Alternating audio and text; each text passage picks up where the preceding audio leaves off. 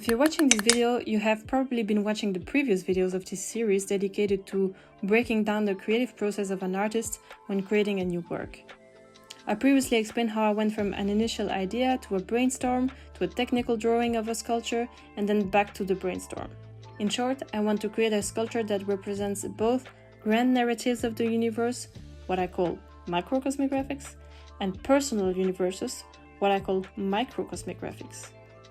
I knew how I wanted to represent macrocosmic graphics, but microcosmic graphics, so personal universes, was more tricky.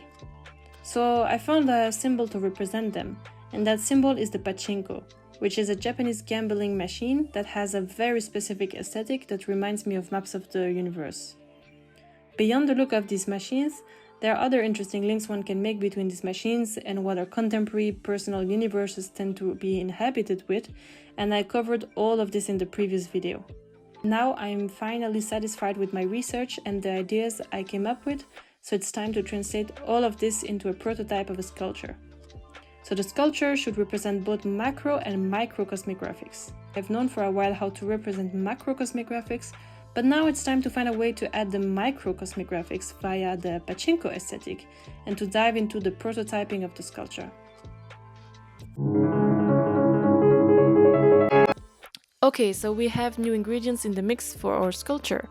I want to symbolize microcosmic graphics by using pachinko as a symbol.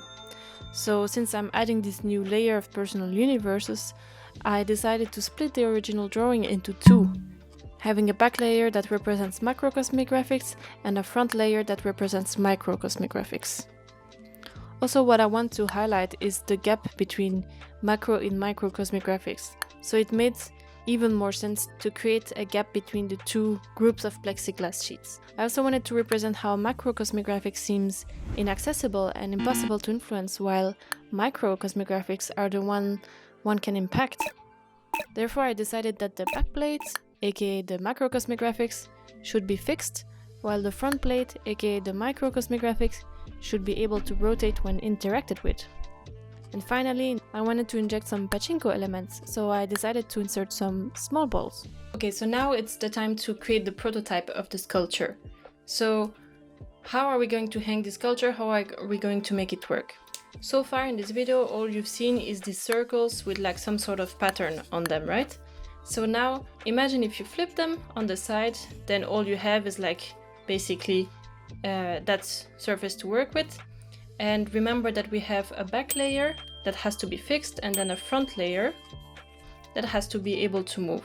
And the wall is here, for example. And what we want is to fix this sculpture on the wall via a rod. So a rod, that's just basically like a piece of metal.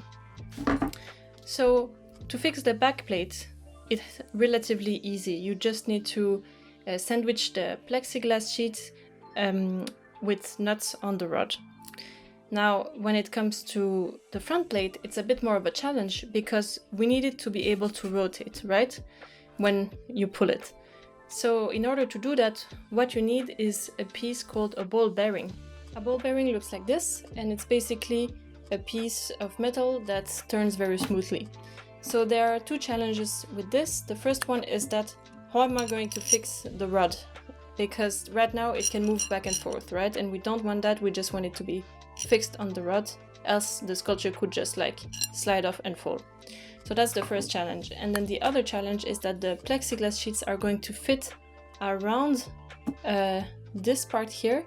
And then we also need to make sure that they are not going to slide around the ball bearing back and forth and eventually fall and break, right? So how do we tackle the first challenge? So my initial idea was to have a rod that was slightly bigger than the diameter of the hole in the ball bearing and make the hole in the ball bearing slightly bigger by heating the metal, because heat means expansion. And then the idea was that I would then be able to insert the rod, and then while cooling down, the ball bearing would fit very snug around the rod. Now that just didn't work. The heat was maybe not high enough, I don't know what went wrong, but it was just a failure. So the way I fixed that problem was quite simple. I just learned about the existence of ball bearings that come with screws. So it's actually pretty simple. You just have to screw the ball bearing on the rod. So that issue was fixed. But there was still the challenge of making the plexiglass sheets fit around the ball bearing and making sure that they don't fall off out of it. So to address this issue, I designed a little prototype. In this case, the ball bearing had this special sort of T-form, but that doesn't really matter. So here you see me making you a little visual tour of the workspace I'm using for laser cutting my prototype. And here it is, and it fits. So in order to tackle the challenge number 2, so in order to make sure that the plexiglass sheets will not fall off the ball bearing, I had the idea of creating these sort of lips, I call them lips, just like the smaller plexiglass sheets that would fit very snug around the some part of the ball bearing and sandwich the other sheets together. And here I am showing you the functioning prototype. Now the holes that you see are there to have some screws fit in and sandwich the plexiglass sheets together. But there was one last small issue. So the thing with the ball bearing, as you can see, is that this surface is curved. It's not flat. So that means that if I want to cover this surface with 3 sheets of plexiglass, for example, because then I have like the first layer transparent, the second layer colors, the third layer transparent, and the transparent layers are sandwiching the colors. Well, in that case, the holes of these plexiglass sheets, the holes that they have around the ball bearing should not have the same diameter. The central one should be slightly bigger because it's a dome shape, and then the other ones should be slightly smaller. So that took a lot of errors and trials, but I ended up figuring it out.